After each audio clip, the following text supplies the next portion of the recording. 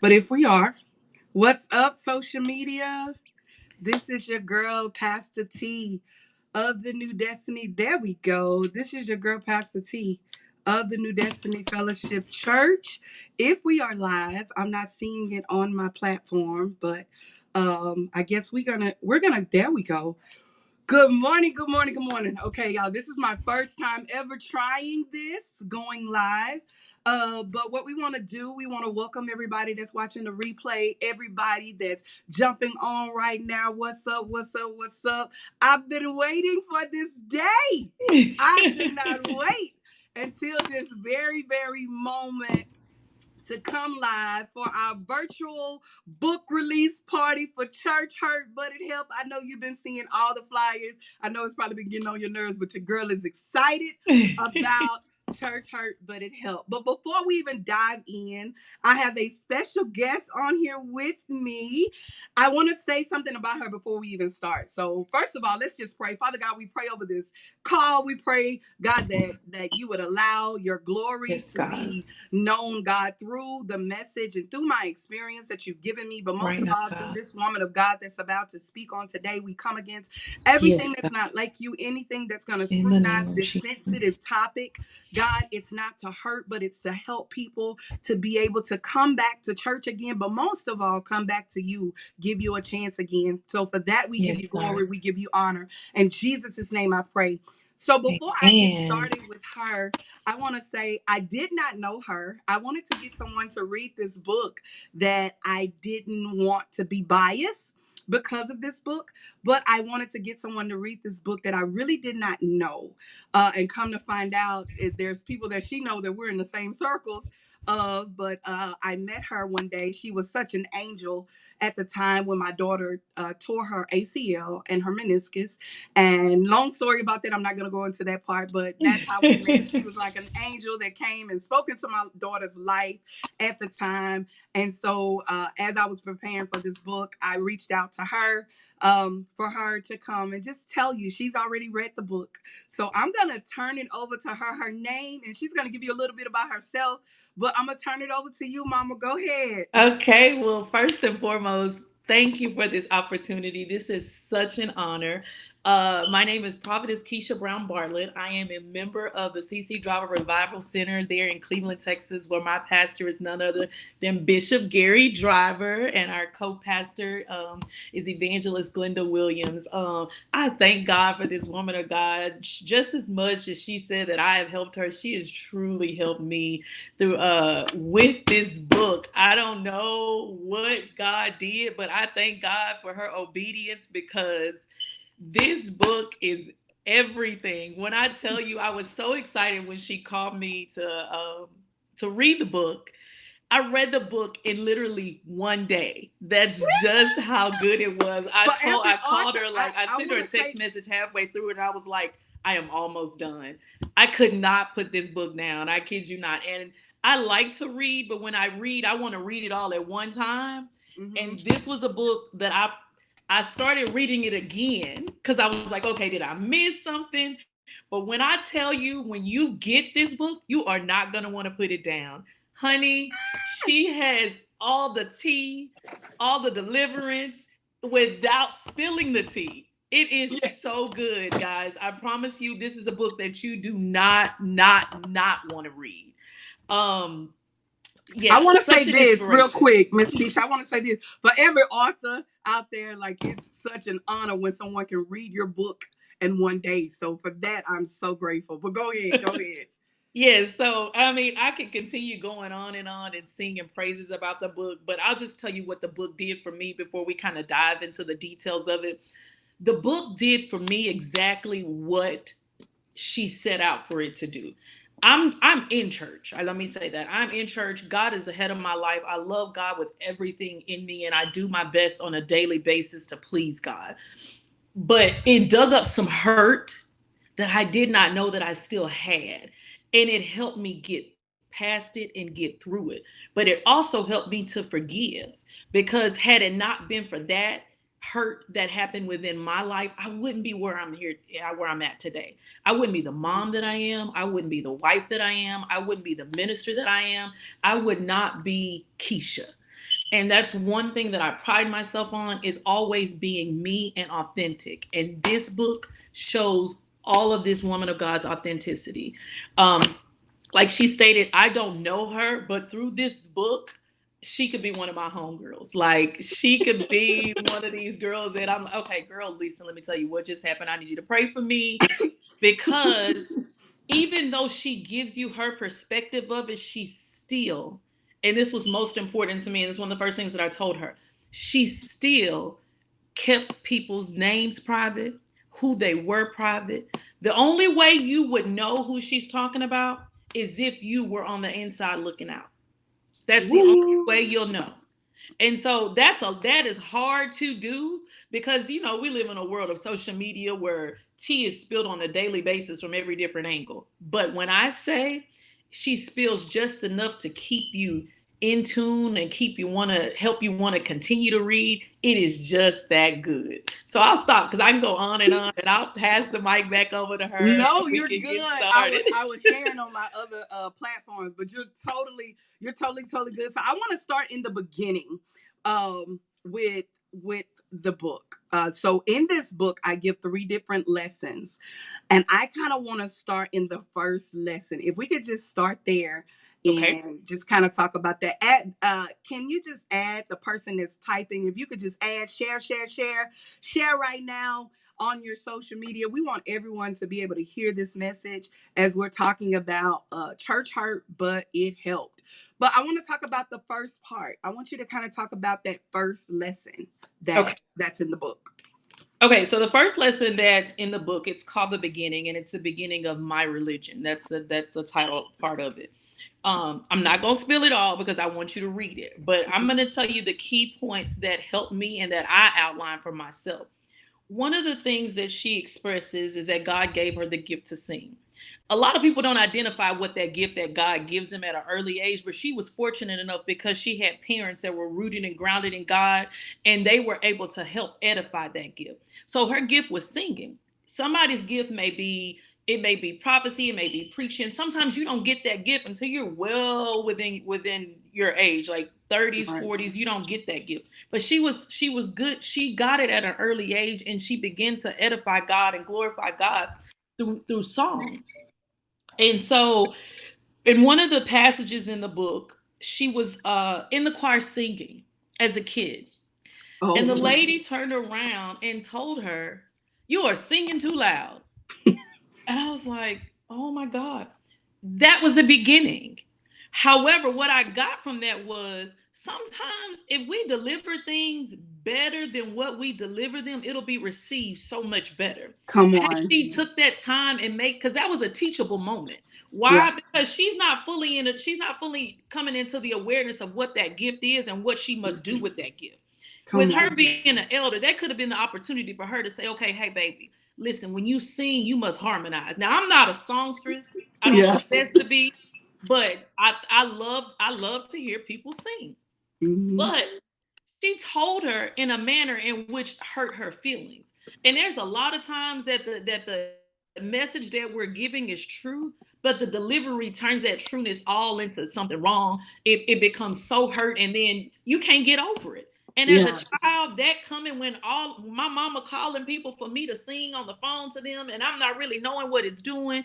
Every time I come home, I'm singing in my room, and then all of a sudden you come and tell me that I'm singing too loud. Come on. Had you been like, okay, baby, can you just bring it down so you can hear those around you? That way it can blend.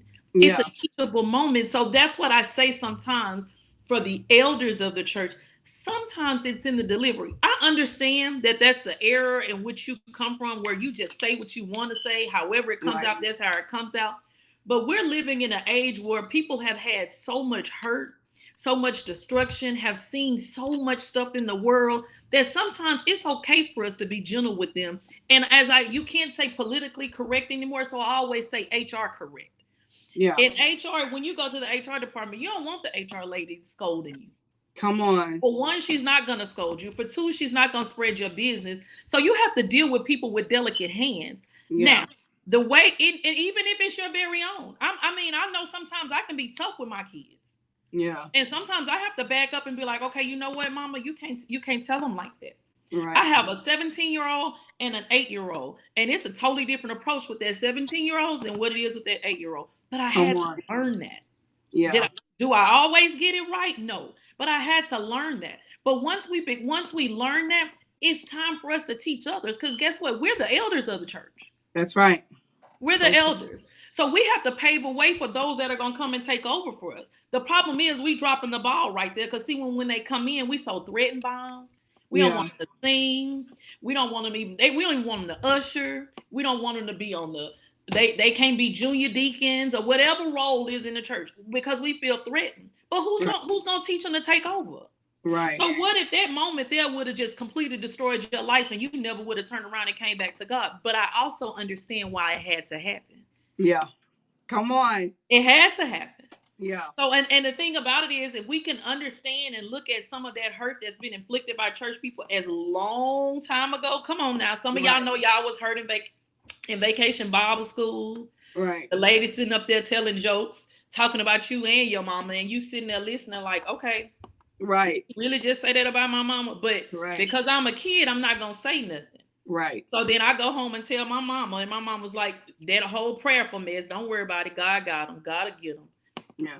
When I want mama to go whoop her. Right. Okay, let's just be real. Let's just be real about it. The thing is, if we don't prepare the next generation, they're not gonna be prepared. Who's gonna carry on that torch? Right, right. So yeah, the beginning of the church, the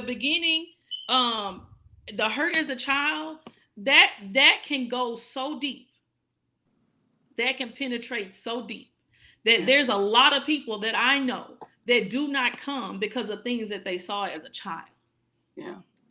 I have one friend that will not come to church to this day because there was a pastor, and I'm not gonna call any names. He used to stand outside and smoke a cigarette. Oh, Lord Jesus. Okay, we're gonna get into that part. Okay, come on. Because I talk about that too. So tell me, when in the beginning, because I know I talked about relationship, my relationship, my reality. I want to kind of deal with that part of the beginning.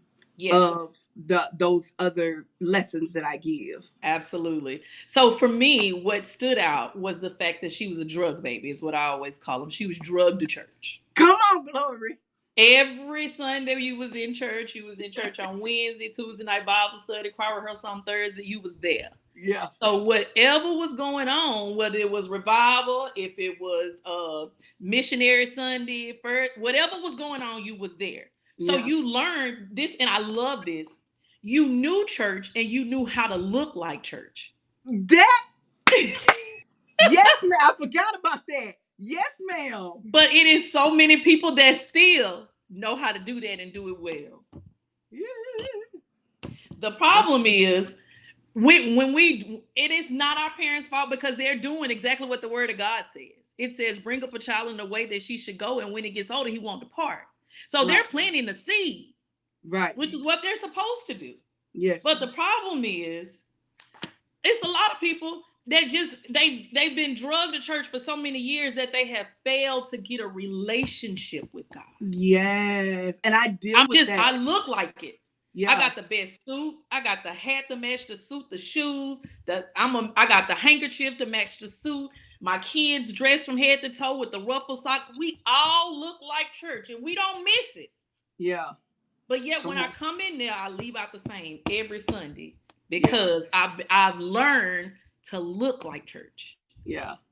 I want to deal with, because even when I was looking like church, I want to deal with the reality of because I know I talk about how I found God, and it wasn't. Yeah, let's talk about that. Yes. Which was one of my favorite parts of the book. What I like about it is how you were open about how I was in church looking like church, but I was still doing what I want to do outside of church. Like, God ain't outside of them walls. I mean, I'm smoking, I'm drinking, I'm going to the club. I leave home from the very thing that's holding me together, thinking it's going to be better out there, because guess what? I don't have a relation with God. I'm just looking like him. Yeah. But not knowing that I'm sticking out like a sore thumb while I'm out there in Come on, Glory. Yes. This book, it hits right there on it. Because see, the problem is it's still a lot of grown folks, and I say grown in age. I've been in church 10, 20 years, and I'm still looking like church. Like God can't see me past them four walls. Yeah. Yeah. But the one thing that I loved about your transparency through it is you showed how you came out of it. Yeah. I went to having nothing, no food, lights about to get cut off, no gas in the car. Oh, but yet they would still provide me a means to do something I need to be doing. Come on here. They wouldn't give me no food, but guess what? We can go smoke every day. Yeah, smoke. I say, Lord, I hope don't nobody take me to jail for that one. But it was, it was. I think that's the thing is that when you're living in a world of sin feels good.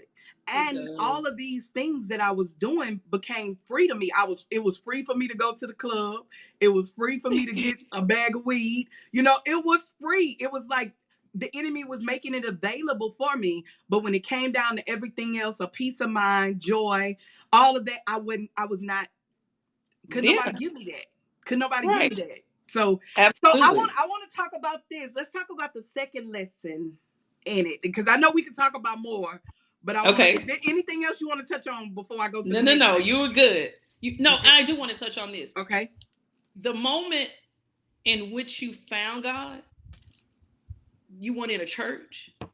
Your mama wasn't there. The pastor wasn't there.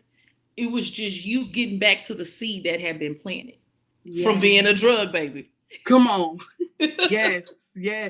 And I think that's the thing. People think that, I'm supposed to get saved and delivered. It's in the four walls of a church. Absolutely. And I'm not saying that just was not the case for me, but maybe for everybody else. But for me, it was 3 days. And and every time I think about it, I'm like, God, it was 3 days of just like Jesus, having a moment of 3 days, nothing to eat, nobody to really call because of pride. I could have called somebody, but because of pride, all these other things, and 3 days. And after that third day, I kind of go into the testimonies and the encouragement as well in the lesson. But don't reveal it. They gotta read it. They gotta read. Okay, I'm not gonna reveal it. Okay, don't reveal it. Okay, but that was really something for me, because I truly think that will have impact on someone that's there.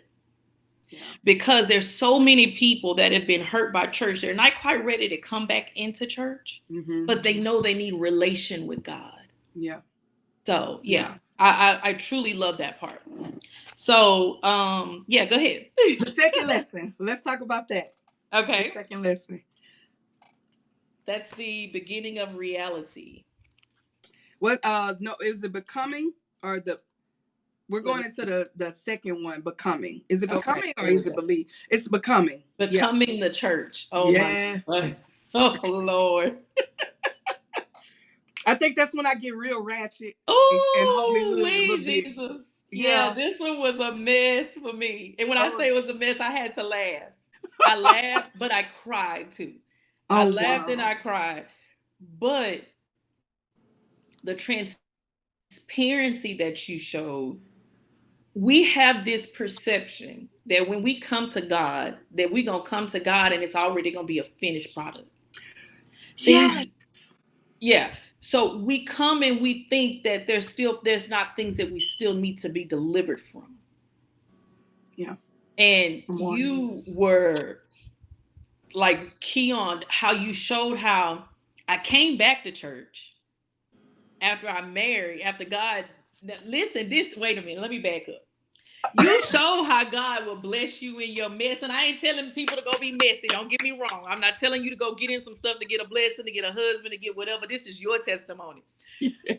But you show how God blessed you in your mess. I'm smoking, drinking, ain't got no food, hanging out in the club, dressing ratchet, doing ratchet stuff. And here he sends me an angel on the phone to say, hello, you need anything?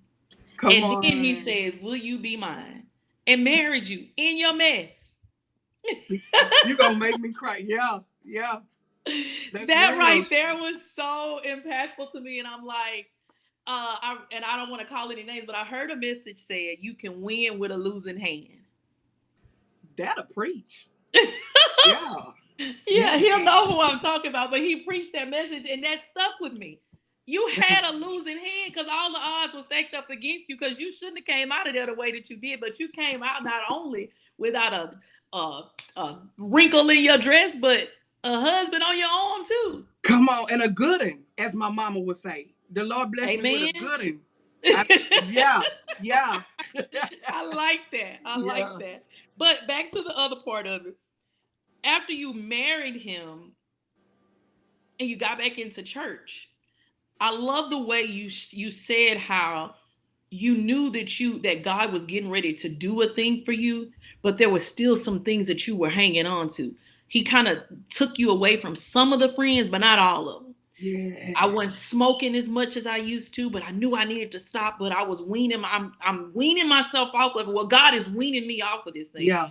My clothes ain't as ratchet as they used to be. They're not where I need them to be, but they're not quite there yet. So I love the way that you showed the steps in the process. Because see, sometimes, and I can say this, sometimes when you have ministry and there's a bunch of older members, they don't understand what it is for girls that are coming out of the world and they skirts mid-thigh. Right. You know what I'm saying? Yeah, we can pray all day long, but if they still comfortable in it, our prayers are in vain. But what you have to do is you got to let God take you through the process. See, had somebody tried to put you into a different process, you wouldn't have been receptive because God can't fully be God if somebody else telling you what to do and it's not of God. Come on. And then the total deliverance will come when you go through the full process. Yeah. Because you can look back on it today and be like, oh, Lord, what was I thinking? Because baby, I looked at some old pictures that I had on. I'm like, girl, what was you thinking? Did you see how skinny your legs was? And you had the audacity to put on a dress that little? Right.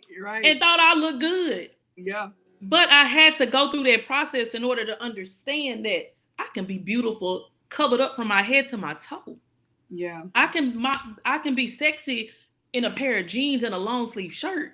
Yeah. And that's the biggest misconception that some of these ladies coming out of the world have is I'm going to lose that sex appeal. Let's just be real about it. Because not a lot of people look at them long suits and coats and long dresses and as something that's appealing or something that I would want to put on. But there's a way that you can carry yourself as a woman that will make you sexier than any short dress can make you look. Come on. Yeah. So for me, I love the fact that you showed, you know what, I'm in church now and I'm loving on God. Why? Because I need God to save my husband. I need God to move for my family. I got a baby now. I've got new roles that I've taken on. Yeah. So guess what? I'm going to start peeling back these layers. I'm going to be just like this banana. You're going to put back this layer first, and guess what? I'm delivered from there. Then I'm going to peel back this other layer. I'm delivered from there. The problem is we don't want to go through the whole process. Oh, people don't want to let us go through our whole process. We want to tell you what your sin is. Don't you think I know what it is? Okay. I don't need you to beat me up for it because guess what? God beat me up enough about it. Right. But let him beat me into submission so I can get there. Yeah. So that way I can have a testimony about it. So that for me was really, really impactful. And I think that's truly going to touch somebody that wants to come in and just feel like, okay, well, I know I got to get rid of this before I could go in there because they're going to be saying this, they're going to be saying that. But guess what? You can still come in and allow God to work. Yeah. See, I want to talk about that part because even though I went in, because I give you the good, the bad, and the ugly. Even though I went in, let's talk about that one part, my first experience ever, because I want to talk about this. Okay, we'll go back to that. I'm going to write that down. Okay. But let's talk about when I first decided to give a church a chance or go to my first church as a family. Let's kind of deal with that. Okay. So for me, it's like they didn't even give you the opportunity to get in there. I was like, goodness, you trying to be obedient to what the pastor telling you to do, and the other church member that know you. The problem is she knew you could sing. Yeah. So what it was, I'm gonna out-sing you. That's what it is. That jealousy comes in. Yeah. But I also think this is my thought process. Okay. I also think that it was an attack of the enemy, trying to keep you from getting to where he knew you were on your way to becoming. Yes, I totally agree. Yes, ma'am. Yeah. Yeah. So, but another thing I got out of that, after the I'm not going to even give the details of it, Okay. but after he called you up to sing, she said what she said, how you just took that. You know what I'm saying? Woo! You I just didn't took want it. to take it though. I didn't want to take it. Man, But but yeah. you took it. But this Woo! is what I got from it. You took it because you saw the direction that God, you saw the bigger picture for your husband and couldn't see what it was doing for you. Don't make me holler. I was like, Yes. as women, as moms, and as wives, oh, we'll endure some hurt for our man and our children. Come on. Well, And yes. Okay. that's why you stayed. Yep. That's why you endured, but you were in survival mode. So I get over here with this clique. I get over here in this clique. Why? Because guess what? My husband praying a little bit more at home. My kids acting better. He beat me to church. Yeah. You know what I'm saying? So I ain't gonna tell him what they doing over here, even though every time I go, I'm ready to box one of these helpers. I keep a pair of flip-flops in my bag just in case it pop off on this day. Come on, glory. Yeah. So it had to happen to get you where you are. Does that make sense? Yeah. Now, the one that floored me is this one. The dream. I need to brace myself. The dream is what floored me. Oh, Lord Jesus. And when I say the dream floored me is this. A lot of people always want to say, well, if God will tell you something about me, he'll tell me too. No, baby, not if it ain't for you. It could be about you, but it's not for you. Yeah. Okay? Mm-hmm. So the dream that he gave you, and when you seen that dream come to pass, because you didn't know. No clue. Not one. Not one clue. But when that dream manifested in that church, and you fell to your knees and cried out to God, I know the first thing you asked the Lord, why did you show that to me? Yes, because I was fresh. I was a new baby even though I grew up in church, I was new on the block, meaning I was only probably a couple of years in the church. So, yeah. Lord, why this big of a thing? But yeah, go ahead. No. Then what made it so big is because everything that was in the dream happened like one after the other. And here you are sitting, I got to really endure this. And then you're looking at God, why me? And why did I need to know this? Yeah. But it prepared you for who you are today. Because it came to show you how God gave you the spirit of discernment, so that when the vultures come around, because my husband not a bishop. Yeah. Let's just be real about it. Women seek authority. Yeah. Women seek authority. They seek men in uniform, men that make a lot of money, men that are in higher places. It helped you to be able to have that spirit of discernment. Yes. So it had to happen. Yeah. I want to talk about one of the things I talked about was, I think after that was cliques in the church. Oh God. Hold on. Let me get my notes because I wrote a whole section about this. Oh Lord G. I want you to show them your book. I want you to show them your book and all the This is my book with all of these notes. I didn't want to write in it, so I just wrote notes. Yeah. So this is what I got from the cliques, and I'm gonna sum it up. The reason church cliques form is because my hurt match your hurt. I'm gonna throw you almost made me throw the phone. That's it. That summed it up right there. Bam. That's it. My hurt match your hurt. So guess what? I'm gonna get over here so I can feel good in my hurt. Instead of getting deliverance from my hurt, I'm gonna go over here because guess what? My hurt don't hurt so bad because we got the same hurt. Ooh. But the problem is when hurt, there's a saying that says hurt people hurt people. Mm-hmm. So I don't realize that I'm hurting people because I'm feeling good over here in my hurt. Come on. So, and the thing is, we'll form cliques and don't even realize that we formed them. Right. And I talk about that. I talk about even when I went to my second church. Let's go there. We're going to skip over. Even when I went to my second, I had joined a clique in the first church. And now that I go to my second, and I'm always proud in the book. I'm always saying how I'm proud to say I've only been a part of 2 churches. Yes, baby. But just in there, just messy. Just messy. I was just a hot mess in the church. But then what I think you did well with is showing how in my messiness, I think everybody else wrong. I'm pointing the finger at everybody else and don't realize that thumb coming right back at me, and I'm just as messy as all the rest of them. We all in the same boat on the slow boat to hell because come I'm being on, messy.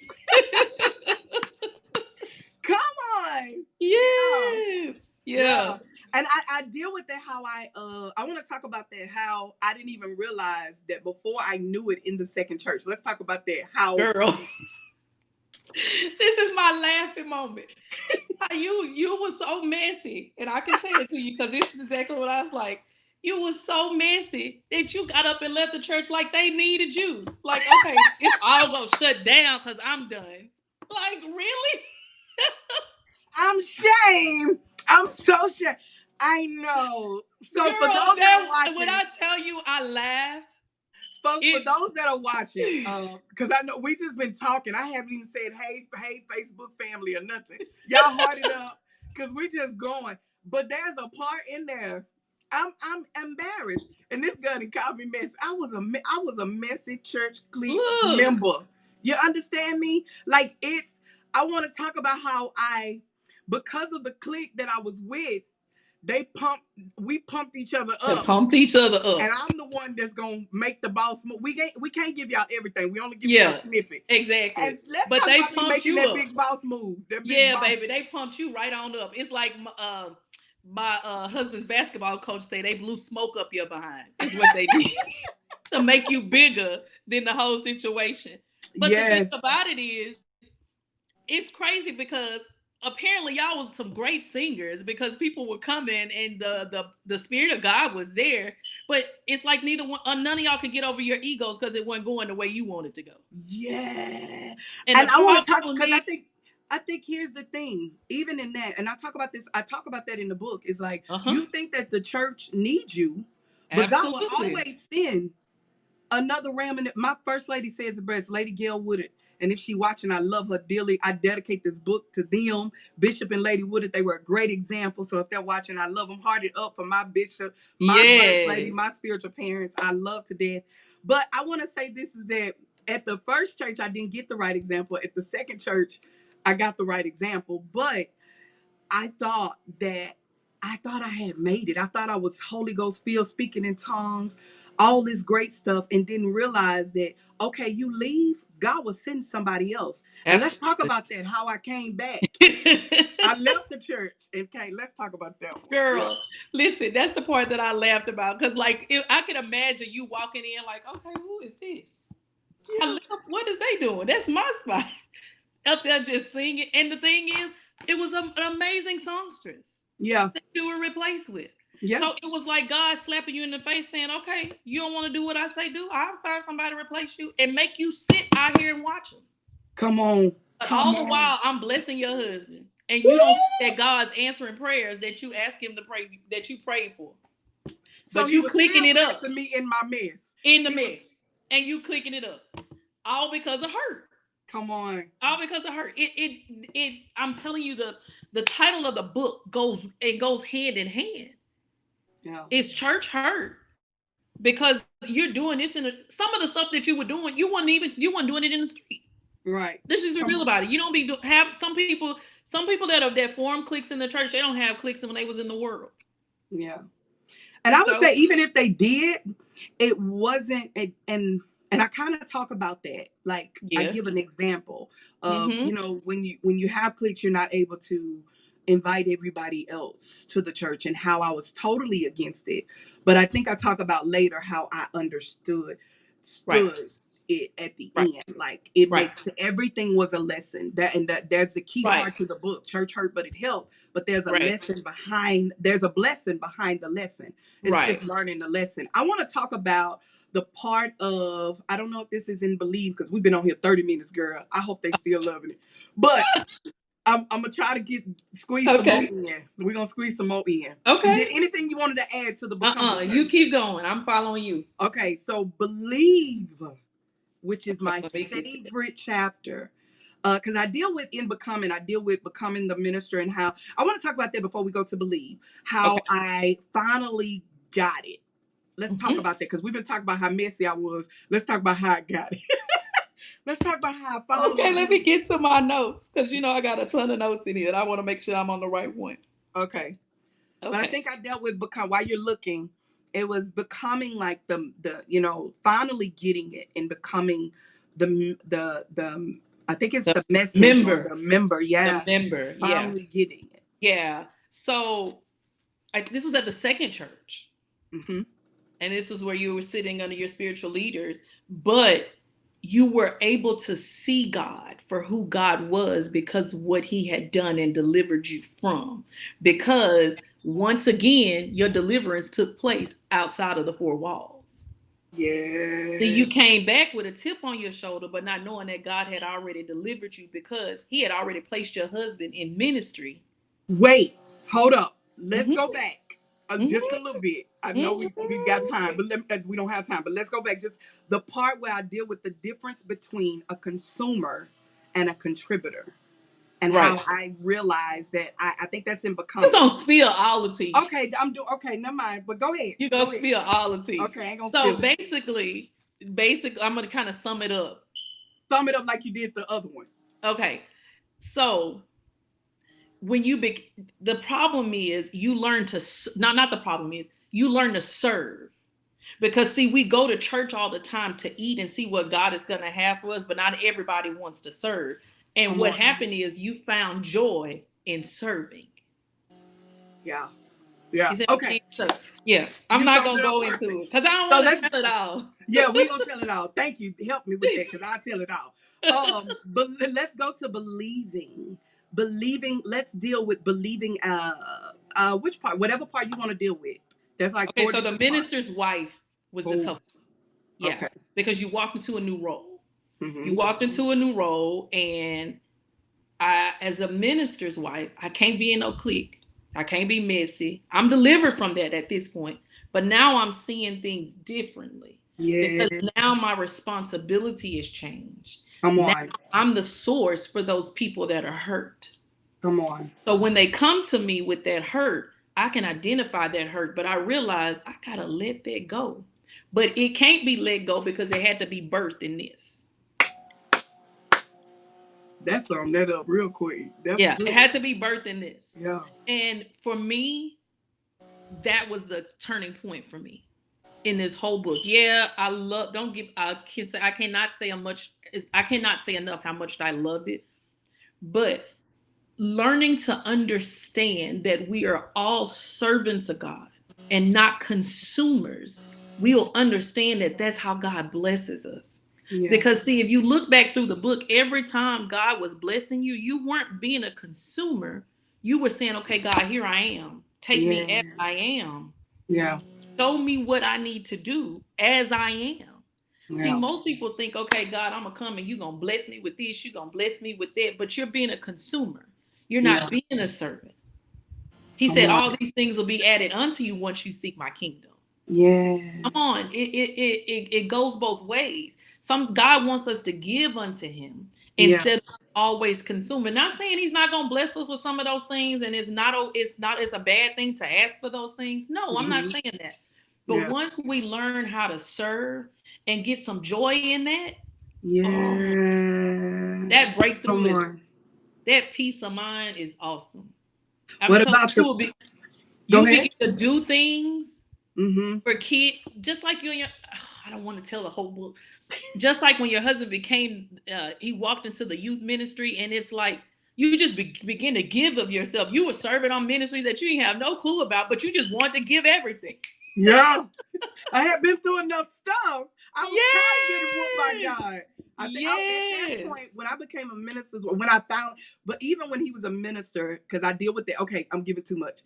yes. Okay, never mind. Let's go on to the next. No, Okay, I but want let to me say that. touch I on want to this say. one by believing in the pastor's wife. Let me touch on this one. Okay. And this was hard because not everybody can do this. And one thing I love about you and I love about your marriage is you're willing to follow your husband if he's saying he's following God. Yes. Yes. And one thing that stood out to me, and I'm gonna read this one, and I'm not gonna give it all to you. When God told y'all not to leave your covering, don't leave from under it. He's basically saying, don't leave from under my will.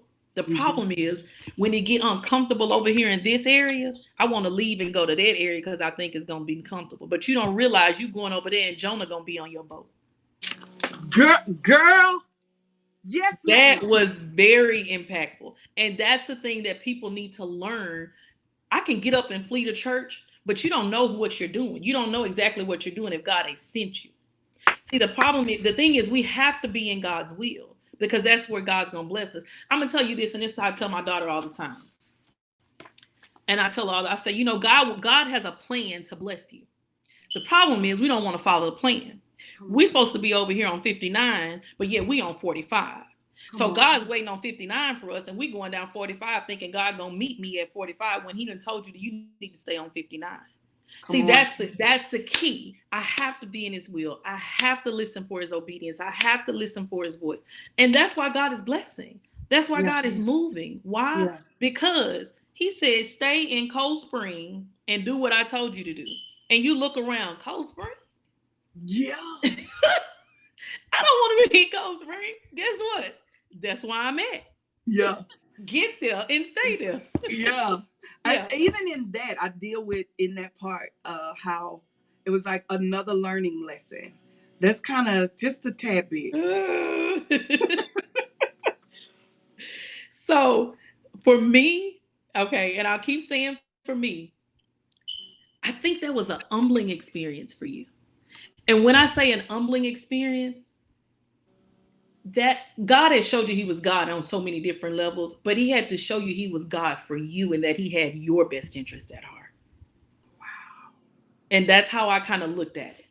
And the thing is, you sat there and endured more hurt to be in God's will. Because you think, because the prime thing is, okay, I'm the pastor's wife. I'm being politically correct. I'm ministering to people. I am helping the body of Christ. But yet, it's still some people that are coming in with ulterior motives. And don't forget, he's giving you the spirit of discernment. So you're seeing it. And you can't really say nothing. Why? Because I'm a pastor's wife. And that's not what God told me to do. All he said was, I was going to show you. He didn't tell you to react. But one thing about it all was your silence was golden. It was golden. It was hard.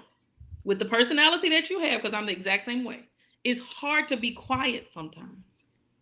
Yeah. But when the Lord says, be quiet and let me fight it, that's exactly what you have to do. Why? Because guess what? You can go back to him and say, you owe me. Why? You told me to stay in Cold Spring. Here I am in Cold Spring building a whole ministry. And you can remind him. The thing is, when I'm in his will doing what he tells me to do, I can remind him, Lord, you said this. So guess what? I need you to do this for me. Yeah. But you can take it from the other perspective. Yet, even in that, you still send mess to my house. Yeah. As the pastor's wife. You send mess to the church as the pastor's wife. Through my children as the pastor's wife. So guess what? You telling me to be quiet and they hurting the people that I endured hurt for? What? Repeat that. Wait a minute. What? You tell me to be quiet, but you're hurting the people that I endured hurt for. So we can be where we are today. So that's why church hurt, but it helped. Awesome. You got me over here. It gives you deliverance. And that's why I say, if people are really seeking to get back to being obedient, it's not so much as being in church, but being in the church that God called you to be in and being obedient to what he called you to do. Read this. Yeah, I know you want the tea. That's fine. But read it and ask God to really help you see you through your hurt. Wow. The thing is, you think about it. I don't know if, I've studied psychology before, but when you go through to a psychologist, they give you synopsis of other people's testimonies or other things that other people have gone through to help you get through. Mm-hmm. If you read the word of God, it shows you how people gone through to help you get through. Man. So yes, it's awesome book. Awesome job, Pastor Tanya. Awesome, awesome, awesome job. I can't say enough about it. All I can say is if you're looking for some deliverance from church people, because let's just be real about it. It's not the church, not the four walls. It's people. It's people. Mm. So when you can get that deliverance and ask God to just, Lord, help me see me through the words in this book so I can be delivered, Yeah. it will help you. But if you just looking for the tea, yeah, you're gonna get a little bit. But if you come looking for mess, you might get a little bit of that too. But that's not the synopsis of what it is. If you take the time to read it, take the time to understand it and allow God to manifest, this book can help deliver you. What would you say to that person that has, and thank you so much. You said a lot, but I would say to that person, because I don't want anyone to get this and scrutinize it and think, in which I know that I felt that when I wrote it, that it was going to be a part of it. And I made sure I let that be known in the beginning of the book. But what would you say to that person that made that is in the book, that you're reading this and you may see a part of you in this book? Mhm. What would you say to that person that sees themselves? Like you told me, one of the things you told me was that you saw yourself within Absolutely. this book. Mhm. What would you say to that person that sees himself in this book? Um, okay, let's just talk about one scenario, and I'm not going to go into details about it, and I don't want to cry because I forgot to put some tissue here by me. So, um, oh God. You're gonna make me cry. So, words, okay? Words from people in their delivery. And I am very big on that because I have done that. I have hurt people with my words. I've had a smart mouth my entire life as a child. I have heard stories of how I would say things. So I am one that you can say something quick and I can roll it back real quick. I'm the comeback queen. But I've asked God to help me bridle my tongue. But to answer your question, for those individuals that think that the book is about you, don't look at it as her trying to shame you or place blame on you. Look at it as you're a part of her deliverance. It was Okay. because of you that she got to the point in which she was, where she is now, and where she's destined to go. You were a Yeah. part of God's plan, her life. Wow. Well, I was saying more on. I like that, but I wanted to, for that person that's reading the book. But thank you for that. That kind of cleared Yes. up everything. I appreciate it. But real quick, I want to just kind of, for that person, if they're reading this and they see themselves in this book, because one of the things you told me that you felt like there was a couple of things that you received deliverance. Right. What would you say Go to through. that person that's reading the book and they see Right. them?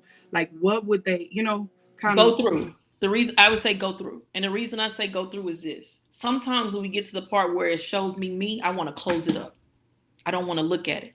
Uh, Push through it. Push Gotcha. through it so you can get it. Because Yeah. once you get it, when you come out on the other side, you'll feel so much better. Because, like, I look back at my situation, I was like, I carried that around for years. I Wow. mean, years.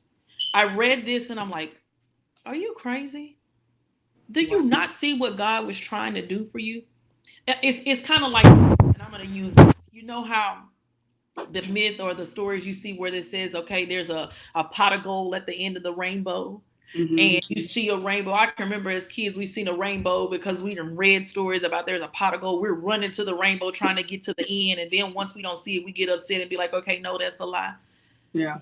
If you've been running from people at church because of something that they've been doing to you, That's what I'm trying. Yeah. let it go. Let it Yeah. let it go. And the reason I Yeah. say that is this. If that's the ministry that God called you to be in, you're hurting you. Come The on. people that hurt you, they're not hurt. Why? Because Yes. if they're in God's will, they're okay.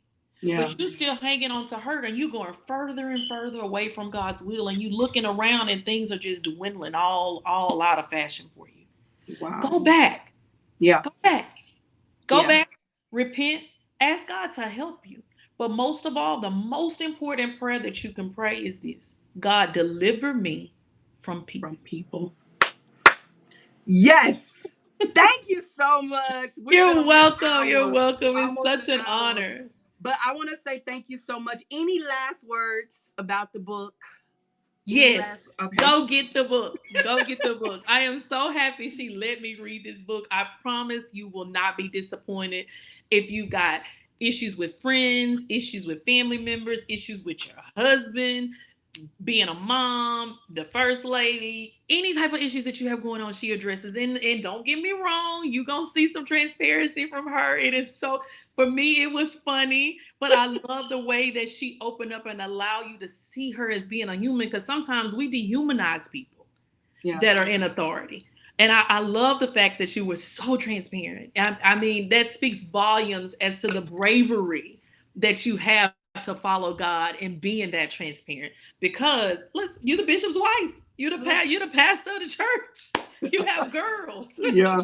And you just spilled it all to them. And it's like, oh Lord, I don't want my children to read this. I don't want them to know I did this. I But know. yeah, it's that good.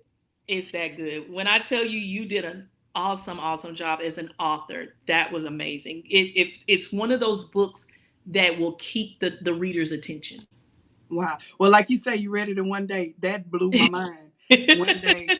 So I thank you so much, Yes, Miss you're Keisha, for welcome. doing this with me. For everybody that's watching, thank you so much for rocking out with us. Go get your Yes. book. Today is the last day for the pre-order sales. Today is the last day. If you go ahead and do it right now before I go and mail off the books to the other people that has purchased their books, I want to say thank you, thank you for believing in my dream, for believing in what God has given me.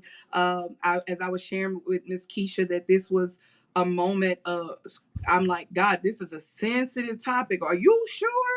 Yes. So I put my experience. I just believe that we're in a time where people need to know what's your experience and how can you grow and all those great things. So I want to say thank you for walking out with us. Thank you. And go purchase a book, 30% off. Yes.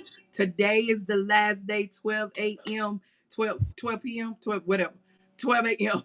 is the last day for the pre-order sales. After that, it goes up to 17, 18. I forgot how much, but it goes up to that. But go ahead and pre-order right now. They're going to have it on the screen, www.ndfcworldchangers.org, and you can look it up right there. So go ahead. Pre-order sales are only online today on that website until tomorrow.